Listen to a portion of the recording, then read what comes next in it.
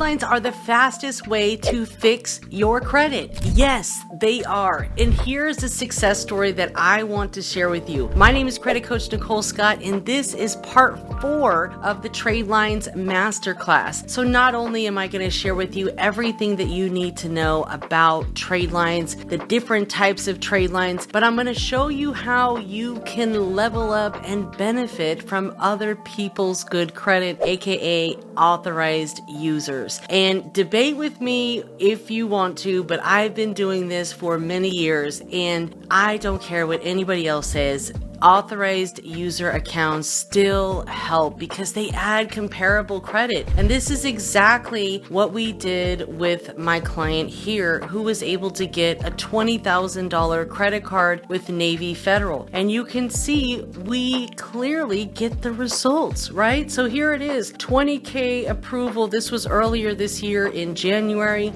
And we were working together for almost a year now, right? We've got a couple more months together, but she did a 1-year program with me and she was already paying someone for credit repair. She wasn't getting the results. Her highest credit limit was like $3,500. She's a business owner. She just couldn't get over $700 and qualify for the things that she actually needed. So we started working on getting the negative items corrected as much as we could. We focused on building up some relationships with banks. And then we did what's called a secured loan. All right, secured pledge loan. That's basically where you're using your savings account as collateral to build up credit, essentially. So we did a secured savings loan for $20,000. No hard credit pull for the secured savings loan. We did that about 3 months prior to applying for anything, okay? And mind you, the longer that you can let that sit before you apply for credit products, the better. We paid that thing off about 85%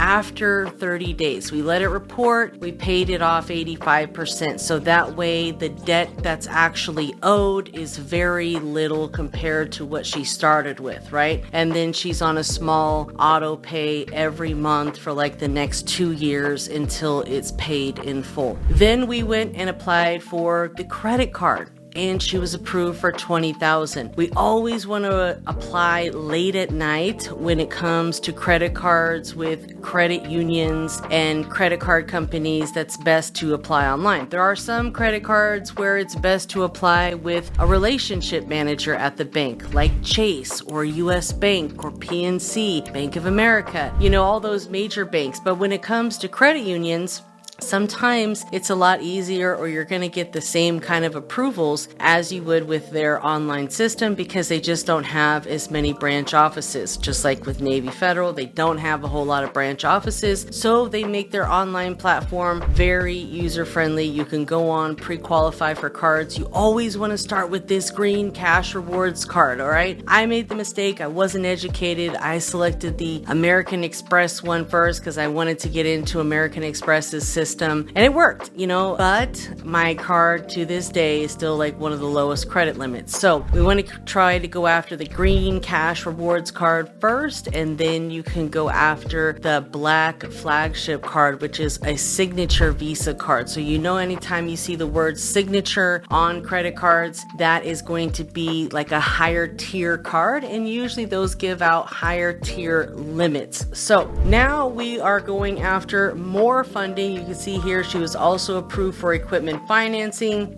She was approved for Chase for $30,000 on the business side, and then she was approved for Chase for $18,700 on the personal side. So, that's great because basically we built up the credit profile so that way she can open up more doors and opportunities with other financial institutions. And you saw what happened. First, we applied for the $20,000 credit card. We let that report, okay? And then we went after the Chase on the personal side because we wanted to use that as comparable credit. Mind you, the credit trade lines that she purchased are also on there as well. So we had purchased 2 authorized user trade lines before she applied for anything. All right, so we set ourselves up for success, started building those relationships, did the pledge loan, and then right at the very end, right before we were ready to apply for funding, we added those trade lines, let them report, and she added 2 high limit trade lines around 20K, 25K or so. So those helped, plus the pledge loan. That combination, that strategy right there is just set up for success, my friends. I had someone in the credit community just tell me they did the same thing with a client and they ended up getting $80,000 auto loan approval. I mean, this is what you do to get those high limits in combination with the pledge loan and adding authorized user accounts to your credit profile. You already need to have some, primaries, right? Primaries are going to be the best, right? You have to have primary accounts, but you're going to use these authorized users to get that score so you can qualify for higher limits and better, credit cards on the personal side. So that way you can leverage your personal credit to get better business credit approvals. And you'll see the sad face was because the Sapphire Reserved card has a $550 annual fee. So that's why she's like, I picked the wrong card. But you can see that strategy helped open up the doors for other institutions. And you'll see here, she was saying, hey, my client was saying, hey, I thought I was going to get higher because Navy Federal gave me $20,000, but Chase only gave me $18,700. And I've got to remind people that normally Chase is not giving out super high limits on the personal side without a relationship there. She did not have a relationship. She did not have a bank account with them. She was not working with any sort of relationship manager. She simply went into her local branch and sat down with the relationship manager and explained what it is that she needed. And this is a great approval, because he was even saying to her, this is what she said. And I told her the same thing. Banks aren't really giving out more than 10,000 if, period. That's just how it is right now. A lot of banks are much more reserved, but if you build your credit profile accordingly, right, and you spend, pay, your limits are going to be very high.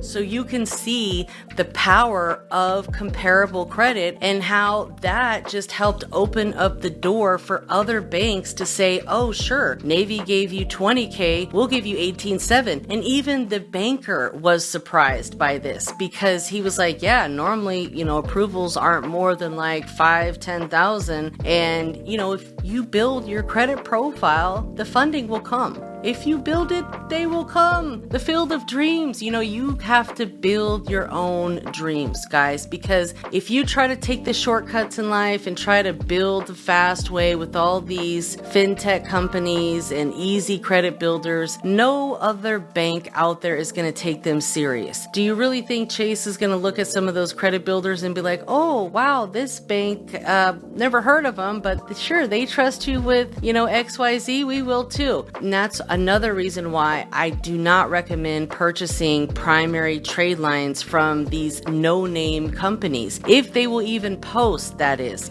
I have used several people out there. I've tested several people out there. I do not know anyone that I can personally vouch for that has primary trade lines that actually post to the credit, unless you do it yourself the right way, which is doing the secured loans, maybe a credit strong account or two, but doing it the right way by building your relationships up with the banks, doing the secured savings loan.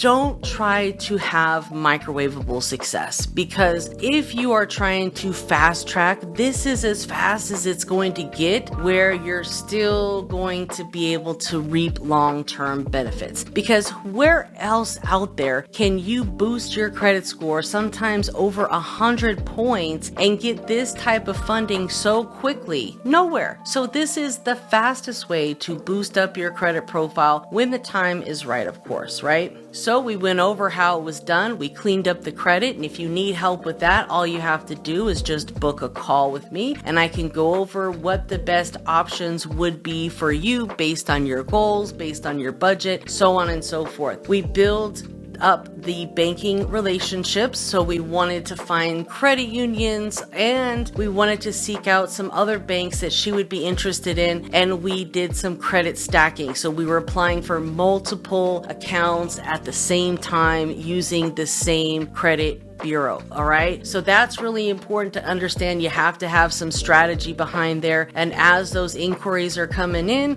we're cleaning them up.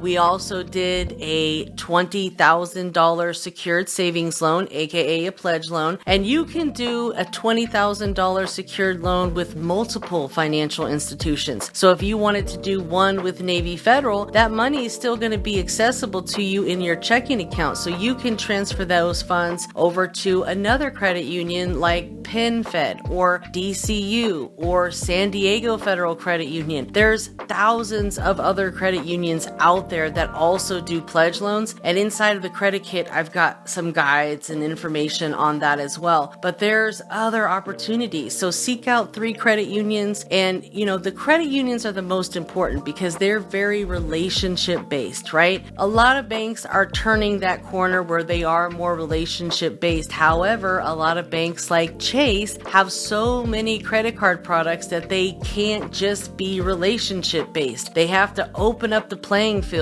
so you don't have to have a relationship with a lot of these national banks, even though they want you to, okay? But with credit unions like Navy Federal, Apple Federal Credit Union, DCU, which is now merging with First Tech, and another merger that's happening is Discover and Capital One, which you don't have to have a relationship with them. So a lot of the national banks, no relationship is needed, although it might be best for some of your goals. If your goals to get a line of credit, then you definitely want to build the relationship with the bank. But with credit unions, you have to have a personal account and you have to have an account with them in order to apply for their credit products. You have to be a member with them, right? So I've had people that have gone straight to like NASA Federal Credit Union and said, I was denied for their credit card. I have like a 780 credit score. It doesn't matter. You have to be a member with them. All right. So doing the pledge loans, and then after that first cycle has reported for the pledge loan, we pay it down about 85% and then just set up a small auto pay for a few dollars a month. So that way every month you're still having the balance drop down a bit. You're having a payment recorded. We want to keep that pledge loan open for a minimum of 2 years, 24 months. Okay. So you can schedule out your auto pays for that time. So that way maybe your last one will be 28 months, something like that, right? But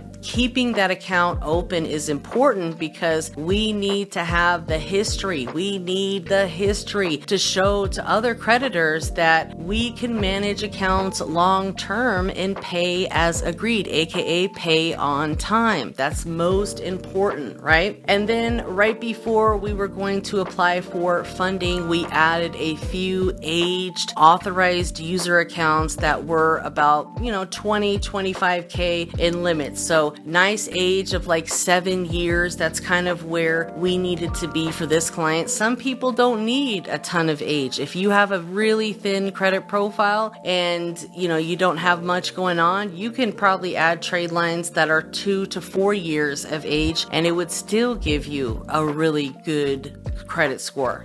I've had people that have come to me with a 750 credit score, all built off of authorized user accounts, which is considered synthetic credit. Even though the credit score looks great, they couldn't get approved for squat because they didn't understand the concept. You got to build the relationships with the banks or go after credit cards with banks that you have a relationship with, especially when you have a thin profile. If you have an established credit profile, that does the talking, right? But if you don't have much going on where they're not really too sure about things and they could go either way, you better have a relationship with them, okay? okay? And that's the beauty of credit unions too, is they will approve people with bad credit. If you build your relationship with them properly, they will absolutely approve you. We had a community member, not even a 600 credit score, got approved for I think $14,000, $15,000 credit card. So it's all about the relationship, all right? And then once the trade lines hit the credit report, we were good to go to apply. And you can see all of the different approvals that she got. She's actually gotten over $100,000 in funding by, just this round of funding. And that's not even us really touching Equifax at all. We still have Equifax to work with. We're going to be going after some Equifax banks. Truist is a really good one. You don't necessarily need to have a bank account or a relationship with them. I do recommend, though, if you could go into a branch to work and apply with a relationship manager, that would be best for them, because that's going to help you get higher limit approvals. And I will tell you something, I have spoken with many relationship managers, and they all say the same thing essentially, all right? And if you can get them out of the branch, take them to lunch, take them to coffee, take them to dinner, have a real conversation with them where they're not recorded, they can spill more beans to you, all right? But they're going to tell you that the information on the application is super important, okay? And you have to make sure that that information on the application matches what you want, all right? And we're going to go over that later on in this masterclass, but it's really important, all right, guys? Because think of it from the bank's point of view. If you put down that your household income or that your projected income is $100,000 and you're asking for a $50,000 credit card, they might look at you like you're crazy. Like, no, we're not going to give you half of your income, So you have to make sure that it makes sense for the bank, all right? Put some quotes in here of what some bankers have told me in the past, all right? So let's talk about credit stacking and the importance of credit stacking. We're going to get all into that in the very next episode of this Tradeline series, because it is so important for you guys to understand what credit stacking is and how to accomplish it. You need to make a plan and stick with it, and not just try to make shots in the dark and keep your fingers crossed. All right, guys, we want to go about this very strategically. We want to make a plan and figure out what the best course of action it is based on your goals, right? So I shared with you one story of one of my VIP clients, and if you are looking for those same type of results, book a call with me. No, I do not charge a funding or a success fee. I am a coach, therefore you're paying for coaching with me, and we can help you fix up and get funding ready. We can help you through the process. We can recommend what banks and what financial institutions, and you'll be working directly with me if you do choose to work in the VIP program one-on-one. There's also the credit community where we have live calls and access to just a wealth of information regarding personal credit, business credit, trade lines, credit stacking, starting a business, social media. I mean, everything that you need to know. Get on these live calls, because that's where the magic happens, guys. I will see you next time. Make sure that you're subscribed, like, comment, and most importantly, share this information with others. I'll see you next time, and watch all the videos in the series.